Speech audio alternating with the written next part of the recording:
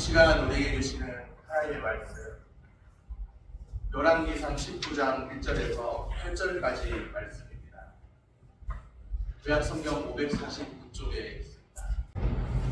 아합이 엘리야가 행한 모든 일과 그가 어떻게 모든 선지자를 칼로 죽였는지를 이세벨에게 말하니 이세벨이 당신을 엘리야에게 보내어 이르되 내가 내일 이맘때에는 반드시 내 생명을 저 사람들 중 한 사람의 생명과 같게 하리라. 그렇게 하지 아니하면 신들이 내게 벌 위에 벌을 내리니 마땅하리라 한지라. 그가 이 형편을 보고 일어나 자기의 생명을 위해 도망하여 유다에 속한 부엘세바에 이르러 자기의 사환을 그곳에 머물게 하고 자기 자신은 광야로 들어가 하루길쯤 가서 한 로뎀나무 아래에 앉아서 자기가 죽기를 원하여 이르되 여호와여 넉넉하오니 지금 내 생명을 얻으시옵소서. 나는 내 조상들보다 낫지 못하니이다 하고 로뎀나무 아래에 누워 자더니 천사가 그를 어루만지며 그에게 이르되 일어나서 먹으라 하는지라. 본즉 머리맡에 숯불에 구운 떡과 한 병 물이 있더라. 이에 먹고 마시고 다시 누웠더니 여호와의 천사가 또다시 와서 어루만지며 이르되 일어나 먹으라. 내가 갈 길을 다 가지 못할까 하노라 하는지라. 이에 일어나 먹고 마시고 그 음식물의 힘을 의지하여 40주 40야를 가서 하나님의 산 호렙에 이르니라. 아멘. 샬롬. 하나님의 평강이 함께하기를 소원합니다. 로뎀나무 아래서 만난 하나님이라는 제목으로 하나님 말씀을 함께 나누기 원합니다. 지난 시간을 돌이켜볼 때 잊지 못할 순간이 있습니다. 엘리야에게도 자신의 지난 삶을 돌아볼 때 잊지 못할 순간이 분명히 있겠죠. 바알 선지자들과 대결해서 승리하는 그 명장면, 우리가 잘 아는 그 명장면도 잊지 못할 순간인 것이 분명합니다. 그런데 어쩌면 그건 못지않은 잊지 못할 순간이 있습니다. 승리하는 그 명장면도 잊지 못할 순간이지만 실패하여 도망할 때 자신에게 찾아온 로뎀나무 아래서의 경험입니다. 그때 하나님께서 엘리야를 만나주셨습니다. 엘리야를 만나주셨던 하나님께서 오늘 우리에게도 은혜로 역사하심을 믿습니다. 엘리야가 갈멜산에서 바알 선지자들과 대결한 거 잘 아시죠? 엘리야는 여호와 하나님의 선지자예요. 또 바알 선지자들과 대결을 했는데 모든 이스라엘 백성들이 분명히 보았습니다. 여호와의 불이 하늘로부터 내려왔습니다. 여호와가 이스라엘의 참 하나님이심이 증명된 순간입니다. 그 얼마나 통쾌한 승리입니까? 여호와의 불이 하늘로부터 내려와서 바알 선지자들을 사르고 엘리야와 대결했던 바알 선지자들 모두 잡혀서 죽임을 당합니다. 북이스라엘 왕국의 아합 왕은 그 소식을 자신의 아내 왕비 이세벨에게 전달합니다. 그러자 이세벨이 그 말을 듣고 바알 선지자들의 복수를 결심하죠. 이세벨의 이 결심과 위협을 엘리야까지 알게 되었습니다. 이세벨의 그 위협이 엘리야에게 있어서 생존의 위협으로 다가왔습니다. 엘리야가 무슨 일을 했나요? 여호와와 바알을 겸하여 섬기려는 잘못된 신앙에 한거했을 뿐입니다. 여호와 신앙, 정통 신앙을 순수하게 지켜내려고 했죠. 말씀대로 살려고 애쓰고 몸부림쳤다는 것이죠. 그러다가 생존의 위협까지 느끼는 처지가 되었습니다. 사실 이러한 위기의 때를 어떻게 극복하느냐, 이것이 참으로 중요합니다. 뜻밖에도 점점 밀려오는 압박과 생존의 위협 앞에서 엘리야는 당황했습니다. 그는 도망쳤습니다. 도망자 엘리야.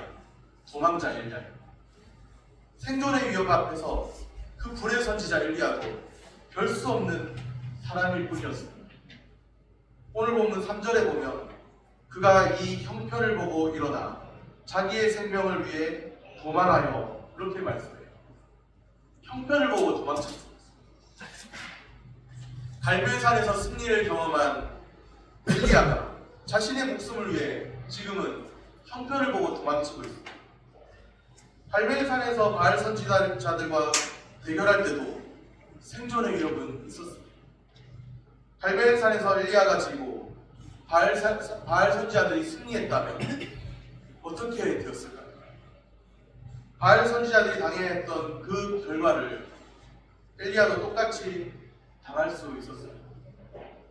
생존의 위협은 이번이 처음이 아니라는 것이죠. 엘리야의 생에 생존의 위협은 여러 차례 있었어요. 우리 성도님들도 아마 산전수전, 공중전까지 다 경험하시고 여러 차례 어려운 고비를 넘어오신 것으로 알고 있는데 엘리야의 생에 생존의 위협은 여러 차례 있었습니다. 그러면 갈멜산에서 바알 선지자들과 대결했을 때와 엘리야가 이세벨의 위협을 당할 때가 다른 점이 무엇일까요? 승리를 주시는 하나님을 의지하느냐, 의지하지 않느냐, 바로 이 차이. 한번 승리를 경험한 것이 다음에도 자동으로 승리를 보장해 주지 않습니다. 우리가 늘 깨어 있어야 할 이유이죠. 엘리야가 한번 승리한 후에 다음 순간에 도망치게 된 이유를 생각해 봅니다. 그 한 번의 승리가 너무나 커서 그 승리에 도취되었기 때문이죠. 살아계신 하나님을 의지하는 마음보다 한순간의 승리에 도취되어 있었습니다. 오늘 우리는 한순간의 승리에 자만하지 말아야 합니다. 늘 겸비하여 매 순간 하나님을 붙들어야 합니다. 도망치던 엘리야는 광야로 들어가서 한 로덴나무 아래 앉게 되었습니다.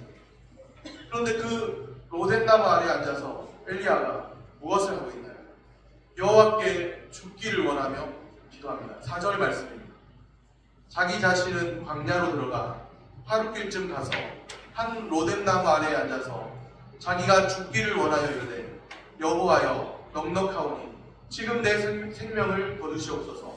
나는 내 조상들보다 낫지 못하니이다 하고 한 로뎀나무 아래에 앉아서 여호와여 넉넉하오니 지금 내 생명을 거두시옵소서. 한때는 불의 선지자가 영광스럽게도 바알 선지자들과 대결했던 그 불의 선지자가 지금은 도망치다가 이제는 로덴나무 아래 앉아서 죽기를 구하고 있는 그 장면입니다.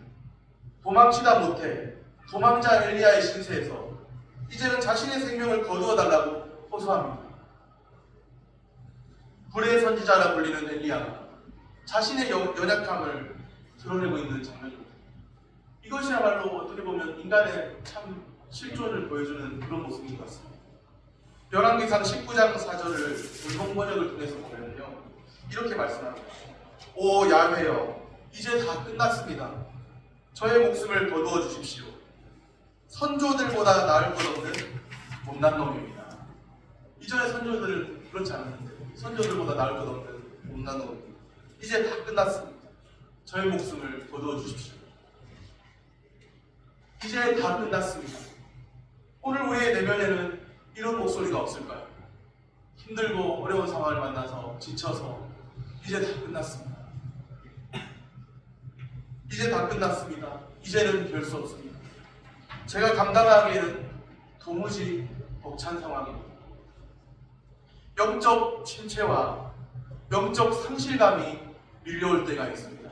믿는 자에게도 불의 선지자 엘리야에게도 영적 침체와 영적 상실감이 밀려올 때가 있습니다. 원수 마귀가 우리를 지켜보면서 조롱이라도 하듯이 힘 빠지게 말하죠. 한번 해봐. 별 수 없을 거야. 오랜 시간이 지나도 여전히 달라지지 않아. 내 상황도 달라지자. 별 수 없는 현실이에요. 원수 마귀가 우리의 빈틈을 치고 들어옵니다. 뜻하지 않은 원수의 공격에 우리는 당황할 때가 있죠. 그러할지라도 엘리야는 오직 하나님만 붙들어야 했습니다. 엘리야의 승리와 실패가 우리에게 보여주는 것이 무엇일까요? 늘 겸비하여 매 순간 하나님을 붙들어야 한다는 것입니다. 오늘도 우리에게 주어진 상황 속에서 낙심하지 말고 하나님의 일하심을, 여전히 우리에게 지속되고 있는 하나님의 일하심을 바라보시기를 소원합니다. 어쩌면 어린아이 같은 수정인지도 모릅니다. 이제 생명을 거두어 달라고 주님께 호소했습니다. 그 불의 선지자. 그렇게 호소하던 엘리야는 로뎀나무 아래 누워서 잠이 들었죠. 이때 놀랍게도 여호와의 천사가 나타나서 그를 돕습니다. 극심한 낭만 속에서 로뎀나무 아래서 잠이 든 엘리야입니다. 천사를 붙여 도우심으로 하나님께서 그를 위로하십니다. 피곤에 지쳐 잠이 들어있는 하나님께서 그를 위로하시는 거예요. 엘리야가 가야 할 길이 있습니다. 아직 해야 할 일들이 남아 있습니다. 여전히 달려야 할 구간이 있습니다. 아직은 완전히 내려놓아야 할 때가 아닙니다. 조금 더 가야 합니다. 조금 더 기다려야 합니다. 완전히 내려놓아야 할 때도 올 것입니다. 아직은 아닙니다. 어두운 밤 시대니 일할 수 없는 밤이 속히 올 것입니다. 그러나 지금은 주님이 허락하시는 달려야 할 구간을 달려야 할 때입니다. 주님이 내게 허락하신 달려야 할 구간을 달려야 할 때입니다. 복잡한 상황이 있습니다. 복잡한 마음도 있습니다. 몇몇 사람들의 목소리가 들려오는 듯해요. 이제는 내려놓을 때가 되었지. 나의 내면 깊은 곳에서도 저의 내면 깊은 곳에서도 들려오는 소리가 있는 듯합니다. 이제 끝이야. 이제는 못 참겠어. 더는 못하겠어. 그런데 그거 아세요? 더 깊이 들어가면 하나님의 말씀이 아닙니다. 하나님의 뜻이 아닙니다. 원수 마귀의 소리. 종은 주인의 말씀을 듣습니다. 우리는 주님의 종들입니다. 우리는 주님의 말씀을 들어야 합니다. 들어야 삽니다. 아직은 아닙니다. 분명히 주님이 말씀하실 때까지 내려놓을 수 없습니다. 어느 한순간 다 내려놓고 싶으실 때가 있죠. 그래도 주님이 더 가라 하시면 가야 합니다. 새로운 마음으로 다시 시작해야 합니다. 주님 말씀하시면 내가 나아가리라. 주의 뜻이 아니면 내가 멈춰서리라. 나의 가고 서는 것 주의 뜻에 있으니 오 주님 나를 이끄소서. 예, 그렇습니다. 나의 가고 서는 것 나의 뜻에 있는 것이 아니라 주님 뜻에 있습니다. 8절에 보면 이렇게 말씀해요. 이에 일어나 먹고 마시고 그 음식물의 힘을 의지하여 40주 40야를 가서, 어떻게 세상에 이런 일이 있을 수 있습니까? 이에 일어나서 방금 전까지 피곤에 지쳐 쓰러져 누워서 잠이 들었는데 이에 일어나 40주 40야를 가서 40일 밤낮 40주 40야 40일 밤낮을 어딘가를 향해 갔다는 거죠. 40일 밤낮으로 가서 이른 곳이 어디였나요? 하나님의 산 호렙입니다. 호렙은 우리가 잘 아는 다른 이름으로는 신의 산입니다. 호렙은 신의 산의 또 다른 이름입니다. 엘리야가 호렙에 간 것은 하나님과 이스라엘이 언약을 맺은 장소가 바로 그 장소이기 때문입니다. 여호와의 천사의 도움을 얻은 엘리야는 언약을 맺은 장소인 호렙을 신의 산을 떠올렸습니다. 그리고 그곳을 향해 갔죠. 하나님의 위로하심을 힘입은 엘리야입니다. 로뎀나무 아래에 그저 주저앉아 있을 수 없었습니다. 하나님의 산 호렙을 향해 가야 했습니다. 하나님의 산을 향해서 하나님과 대면하기 위해 가야 했습니다.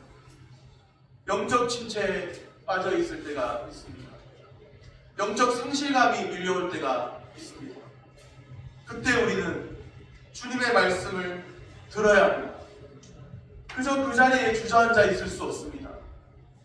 다시금 훌훌 털고 일어나서 가야 할 길을 가야 합니다.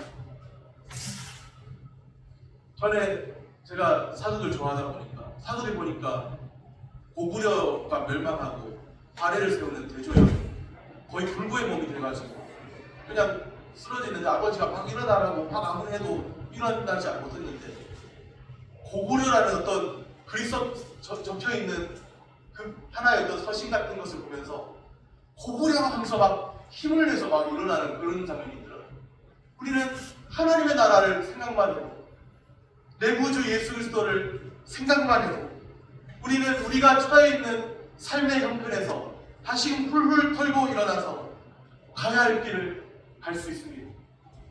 우리 주 예수 그리스도가 살아계신 하나님이시고 위대하신 하나님이시고 지금도 우리를 향해 역사하시며 지금도 우리를 위로하시는 하나님이신 줄로 믿습니다. 오늘 또 우리의 위로자 되신 하나님을 간절히 찾고 그 은혜에 응답하는 역사가 있기를 소원합니다. 말씀을 정리합니다. 늘 겸비하여 매 순간 하나님을 붙들어야 새로운 마음으로 다시 시작해야 합니다. 오늘 우리 모두에게 주님의 은혜와 위로하심이 함께 있기를 소원합니다. 기도하겠습니다.